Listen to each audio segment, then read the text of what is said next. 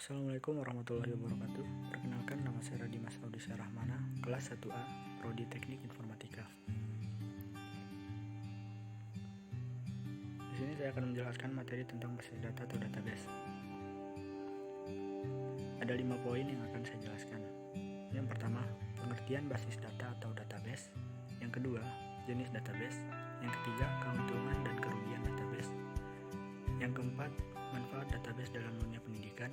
Dan yang kelima, tipe-tipe basis data. Yang pertama ada pengertian basis data atau database. Basis data atau database adalah himpunan kelompok data yang saling terhubung dan diorganisasi sedemikian rupa supaya kelak dapat dimanfaatkan kembali secara cepat dan mudah. Yang kedua, jenis database. Di sini saya akan menjelaskan 3 jenis database.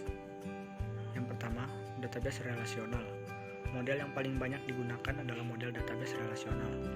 Tabel dalam model ini harus berhubungan atau menghubungkan satu sama lain dengan masing-masing tabel menyimpan informasi atau atribut tertentu atau kolom tentang setiap record atau baris. Yang kedua, ada database terdistribusi. Basis data terdistribusi terdiri dari 2 atau lebih file yang terletak di situs yang berbeda. Basis data dapat disimpan di beberapa komputer, terletak di lokasi fisik yang sama, atau tersebar di jaringan yang berbeda. Yang ketiga, database NoSQL. Sebuah NoSQL atau database non-relasional memungkinkan data tidak terstruktur dan semi-terstruktur untuk disimpan dan dimanipulasi. Di poin yang keempat ada keuntungan dan kerugian basis data.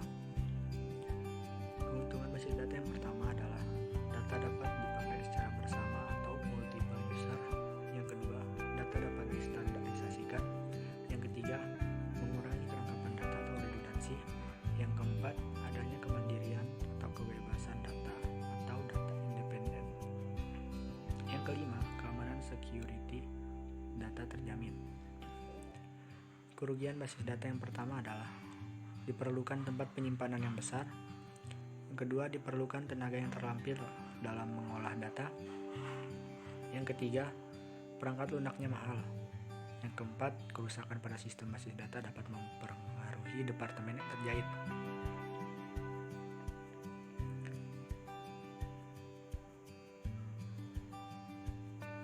Di poin yang keempat, ada manfaat database dalam dunia pendidikan. Yang pertama, dalam aspek perpustakaan. Dalam aspek perpustakaan, dalam mengelola perpustakaan perlu adanya sistem database agar mempermudah mencari suatu dokumen. Yang kedua, dalam aspek administrasi. Pengelolaan administrasi perlu adanya sistem database guna untuk mempermudah memasukkan data. Misalnya dalam pembayaran SPP. Yang ketiga, gambaran database dan penerapannya dalam pendidikan. Misalnya dalam dunia pendidikan atau lingkungan akademis pada umumnya, sering Anda menjumpai pertanyaan seperti berikut. Yang pertama, berapa jumlah mahasiswa yang mengambil mata kuliah database management? Yang kedua, berapa mahasiswa yang aktif pada semester ini? Yang ketiga, berapa jumlah mahasiswa yang berjenis kelamin laki-laki dan yang berjenis kelamin perempuan? Yang keempat, berapa jumlah mahasiswa atau mahasiswi dari semester 1 hingga sampai 7? Dan yang terakhir ada tipe-tipe database. Yang pertama, analytical database. Analytical database adalah salah satu jenis database yang digunakan untuk menyimpan informasi serta data yang diambil dari operasional dan dari eksternal database. Yang kedua, real-time database. Real-time database yaitu salah satu sistem pengolahan yang dirancang untuk menangani beban kerja suatu negara yang mana dapat berubah-ubah, mengandung data terus-menerus serta sebagian tidak berpengaruh pada waktu. Database jenis ini bermanfaat pada orang-orang hukum serta akuntansi, perbankan, multimedia dan juga analisis data yang ilmiah.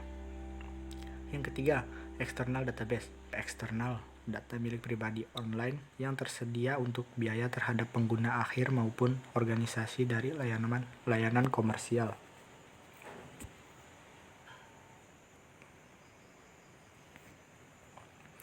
Sekian penjelasan dari saya. Wassalamualaikum warahmatullahi wabarakatuh. Terima kasih.